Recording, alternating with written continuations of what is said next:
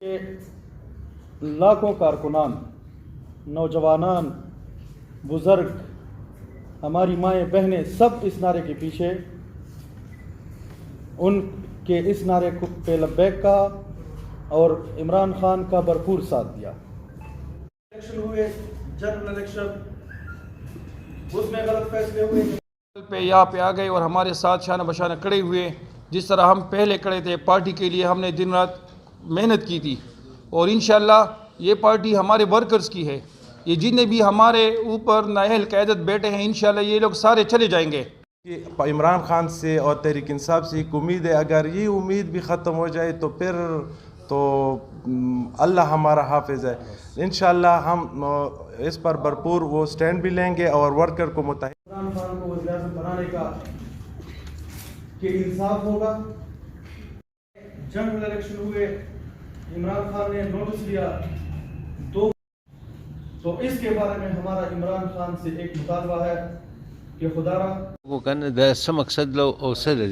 दगा इलेक्शन तफसील से हुए दा मकसद चूँकि दा उस गुज़िश्ता बल्दियाती इलेक्शन वशो दे पे बारे के हो दे के چې کوم रिजल्टونه راغله او دې کې چې کومې فیصلې شوې وي چې کوم موروثیت پکې شوی و چې کوم په دې کې لایک ډسلایک شوی و د هغه په بابت زمونږ پریس کانفرنس و او عمران خان نامو د پریس کانفرنس په وساطت سره اپیل کولو چې کوم خلک په دې کې انوالو دي، کوم خلک دغه غلطي فیصلې کړي دي، دغه خلاف د اکشن والی NCD کټه غلط مقصد دا و چې مو کوم الیکشن کې غلطي فیصلې شوې دي په دې باندې خپل نظر ثاني وکړو او بل څه د کوم ورکران دي هغه کې کومه مایوسي ده او کومه بدعمتي ده څه ختم شي. ورکر مخلص ته د پی ټی آی ورکر په یو پیږي هغه مطلب عمران خان سره مخکې سټرګلز کړی دی او عمران خان دې ځای ته رسولی دی، دا حکومت جوړ کړی دی، نو موږ یو د خپل ورکر ضایع نه کړو. په دې تاسو دا پریس کانفرنس